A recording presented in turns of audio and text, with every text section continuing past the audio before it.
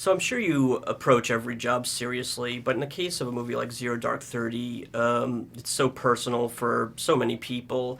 Does it raise stakes for you as an actress? Absolutely. There's a great responsibility when playing someone who's a real person. Because she's an undercover agent in the CIA, her wonderful sacrifices she made, she can't take credit for it.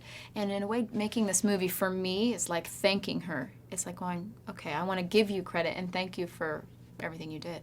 Can you talk a little bit about working with Kathryn Bigelow? I mean, is there any difference that's noticeable about working with a female director as opposed to a male director? Do you know, there is absolutely no difference. First of all, she's one of the best there is, filmmakers, period. And it's interesting because I wonder if a man had made this film, he might have included a scene where Maya talks about the glass ceiling in the CIA, you know, and like how she's having trouble getting through all the sexism. But Kathryn, like Maya, are just good at their jobs, you know? Maya wouldn't take the time to waste having that conversation. Her goal is to find Osama, and that's all she cares about. And Kathryn, when you're on set, she's just an amazing filmmaker. So you don't even think you're an amazing filmmaker and wow, you're a woman. You know, Right. it's wonderful to work with her. The screenplay aside, I wonder how much access you had to the real character, or the person that you're playing, rather.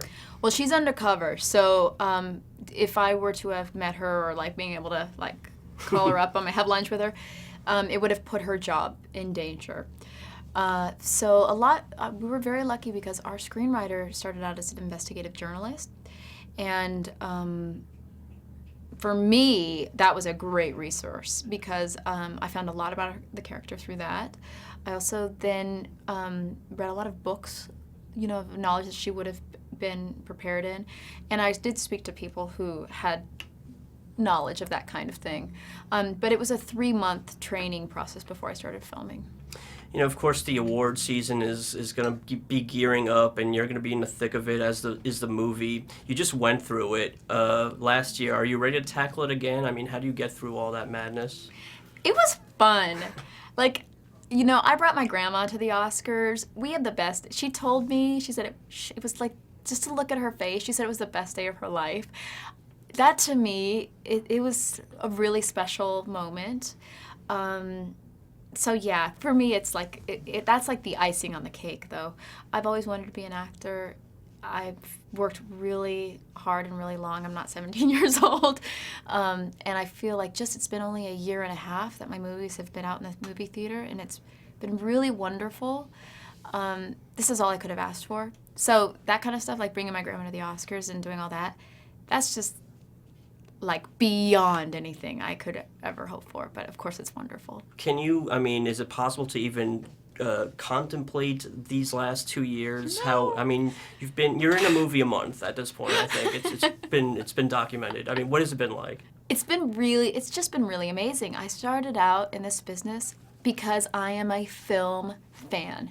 The movies of the 70s, you know, like Coming Home. I love Coming Home. I love All the President's Men. I love, you know, these great movies.